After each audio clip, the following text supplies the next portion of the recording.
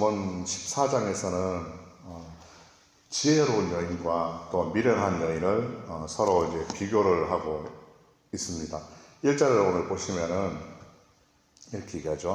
지혜로운 여인은 자기 집을 세우되 미련한 여인은 자기 손으로 그것을 허느니라 그랬습니다. 사람이 혼자서는 가정을 이루지 못하죠. 가정을 이루려면은 조건이 있습니다. 남편과 아내가 있어야 되죠. 그래서 부부가 되어야 가정을 이룰 수 있습니다. 오늘 앞부분에는 가정에 대한 이야기를 좀 하겠습니다. 그래서 한 가정과 가문의 아내의 역할은 정말 중요하다는 것을 오늘 우리가 알 수가 있습니다. 좋은 아내인 지혜로운 아내는 오늘 말씀해 보니까 집을 세울 수 있지만은 반대로 그렇지 못하면은 집을 헐 수도 있다 얘기합니다. 그 가문이 가정이 헐릴 수 있다 이렇게 오늘 성경은 말씀합니다. 좋은 아내는 한 가문의 축복이 되죠. 아내가 자녀들을 많이 낳으면 그 자녀들로 인해서 번성할 수 있고 그래서 한 가문이 이렇게 세워지게 됩니다. 그런데 오늘 성경에서 좋은 아내 이렇게 얘기합니다. 좋은 아내는 어떤 아내를 말하는지 한번 보려고 합니다. 2절에 보니까 이렇게 얘기합니다. 정직하게 행하는 자는 여호와를 경외한다 그랬습니다. 정직하게 행하는 자. 우리의 신앙이, 우리의 믿음이, 행동이 정직한 사람은 하나님을 경외하게 되죠. 자, 하나님을 두려워하게 되고 또 모든 일에 있어가지고 하나님을 의식하면서 살아가게 됩니다. 그래서 하나님을 경외하는 자는 바로 이렇게 경건한 아내를 이야기합니다. 또 정직한 자는 은혜가 있다 이렇게 9절에 오면 이야기합니다. 또 정직한 자의 장막, 집이죠.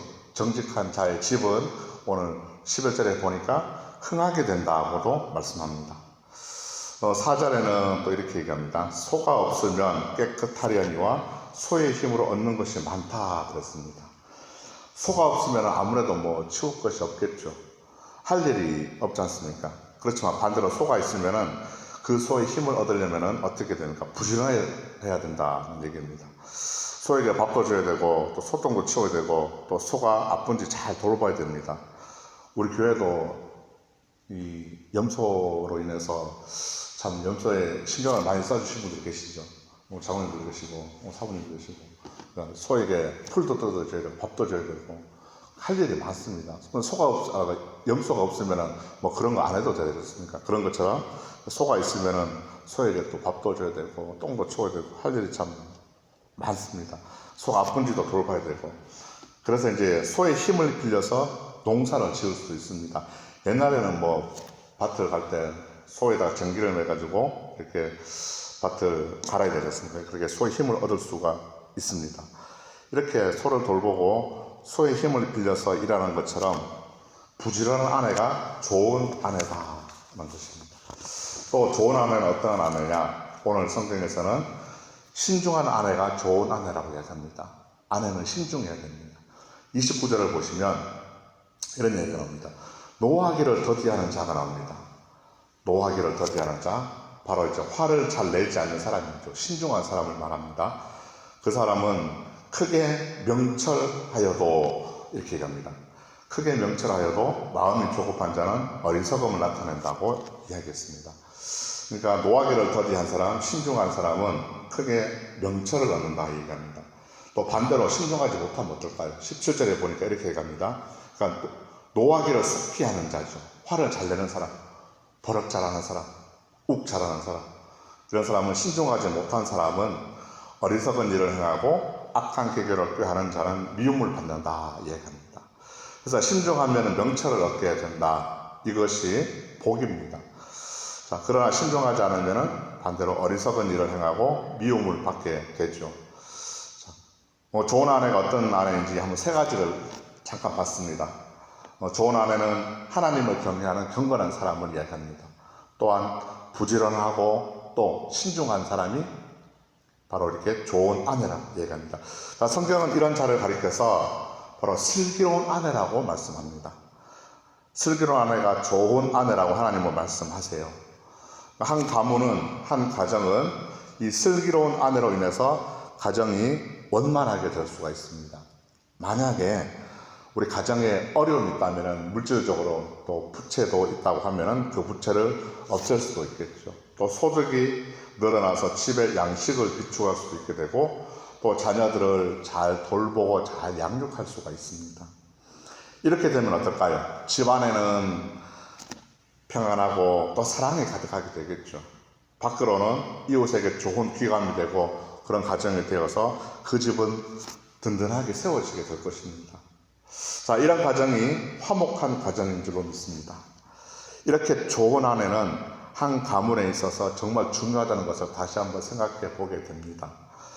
반대로 이제 미련한 여인은 한번 살펴보겠습니다. 좋은 아내는 가정을 세울 수 있지만 반대로 미련한 여인은 그 가정은 자기 손으로 그 집을 헐게 된다 얘기합니다. 이 미련한 아내, 나쁜 아내를 얘기합니다. 바로 악한 아내를 얘기합니다. 그래서 가문을 파탄에 이르게도 할 수 있습니다. 그래서 이 미련한 여인은 어떠한 사람이냐, 2절에 보니까 여호와를 경멸한다고 했습니다. 하나님을 경멸한답니다. 바로 이 미련한 여인은 하나님에 대한 경외심도 없는 것이죠. 또 3절에 보니까 또 이 미련한 자는 교만해가지고 자기 입으로 매를 자청한다 그럽니다. 어떤 사람들은 왜 자기가 이쁜 짓을 골라가지고 자기가 이렇게 복을 받을 행동을 합니다. 하지만은 어떤 사람들은 반대로 자기 오늘 매를 버는 사람이 있죠. 오늘 이렇게 미련한 자가 교만해가지고 입으로 자기 매를 자청한다고 이야기합니다. 또 미련한 자는 어떤 사람일까? 무식한 자입니다. 말도 함부로 하게 됩니다.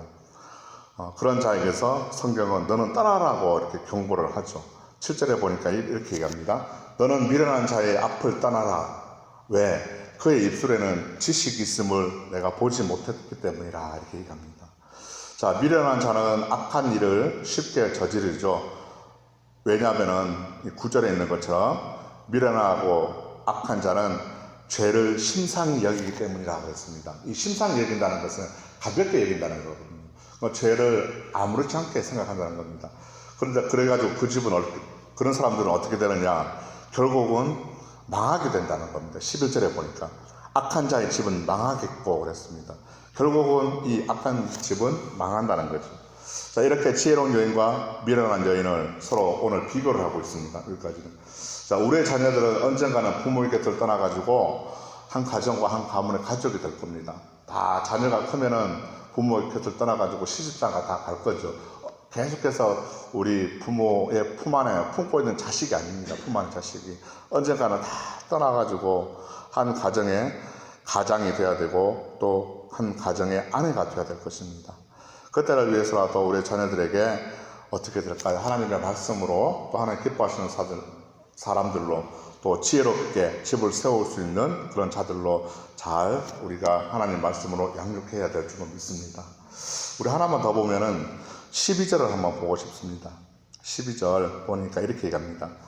어떤 길은 사람이 보기에 바르나 필경은 사망의 길이라고 이렇게 합니다.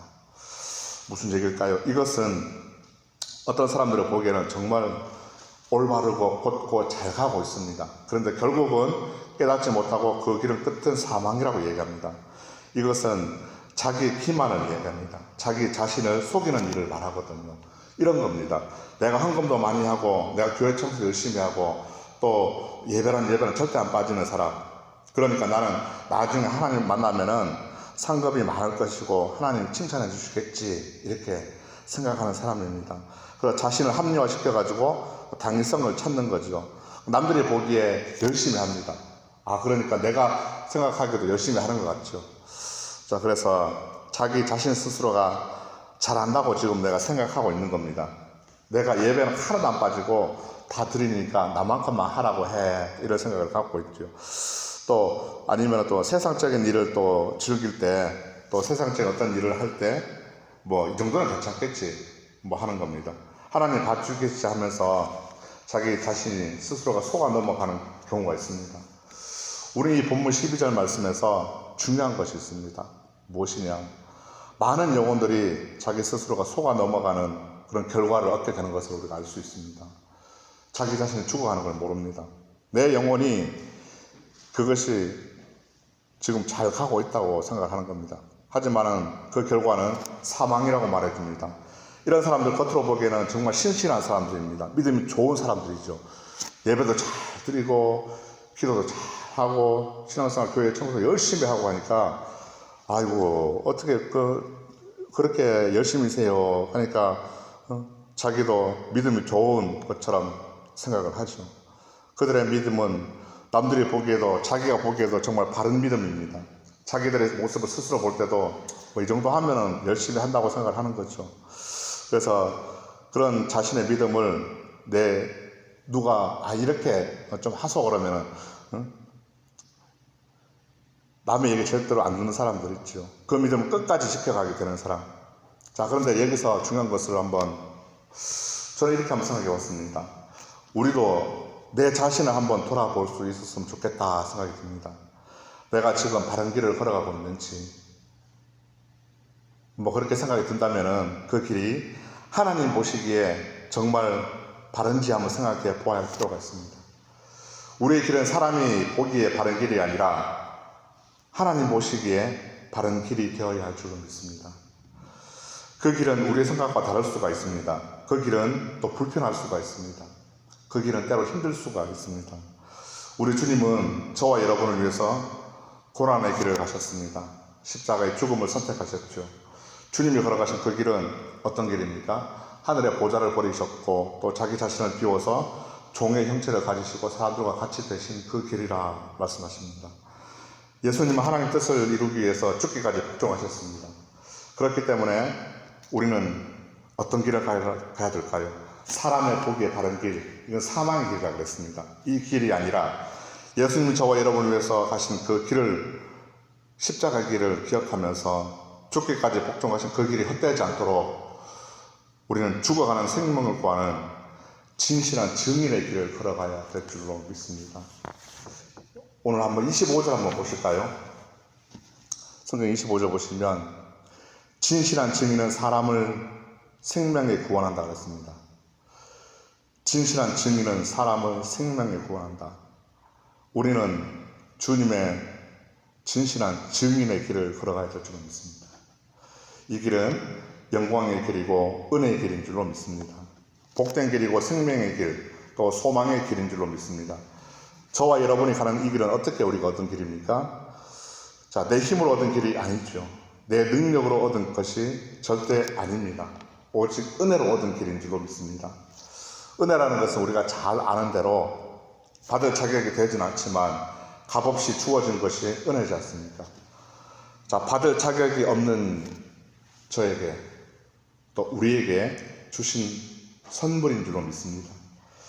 그러니 사람의 눈에 보이려고가 아니라 사람의 눈에 상관없이 우리의 중심을 보시는 주님을 향해서 우리 모두는 진실한 증인이 되어야 할 줄로 믿습니다. 우리 주님이 오늘도 우리와 함께 하십니다. 오늘도 이 복된 길을 걸어갈 수 있는 우리 모든 주님의 증인들이 될 수 있기를 주님의 이름으로 축복합니다. 기도하겠습니다.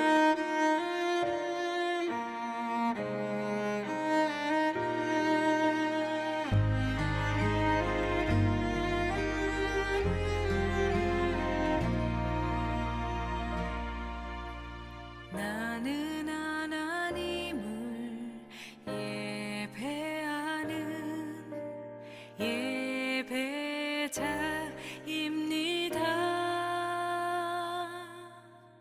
내가 서 있는 곳